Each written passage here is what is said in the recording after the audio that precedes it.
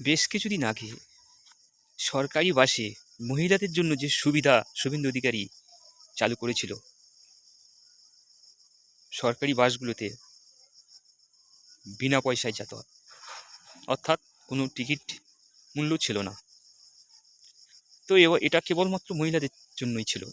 তো আমি ওই বিষয় নিয়ে আমি একটা ভিডিও পোস্ট করেছিলাম।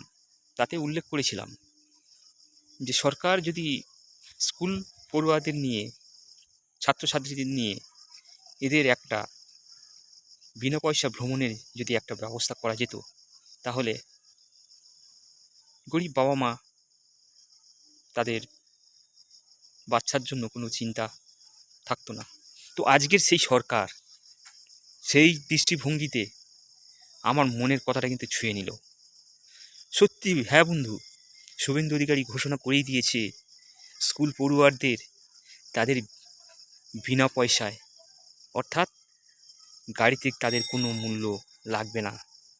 পড়ুয়ারদের জন্য সম্পূর্ণ বিনা পয়সায় যাতায়াত।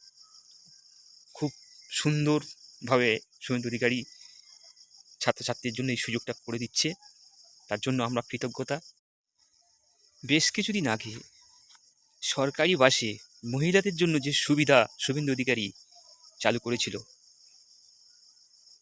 সরকারি বাসগুলোতে বিনা পয়সায় যাতায়াত, অর্থাৎ কোনো টিকিট মূল্য ছিল না। তো এটা কেবলমাত্র মহিলাদের জন্যই ছিল। তো আমি ওই বিষয় নিয়ে আমি একটা ভিডিও পোস্ট করেছিলাম। তাতে উল্লেখ করেছিলাম যে সরকার যদি স্কুল পড়ুয়াদের নিয়ে, ছাত্রছাত্রীদের নিয়ে এদের একটা বিনা পয়সা ভ্রমণের যদি একটা ব্যবস্থা করা যেত, তাহলে গরিব বাবা মা তাদের বাচ্চার জন্য কোনো চিন্তা থাকতো না। তো আজকের সেই সরকার সেই দৃষ্টিভঙ্গিতে আমার মনের কথাটা কিন্তু ছুঁয়ে নিল।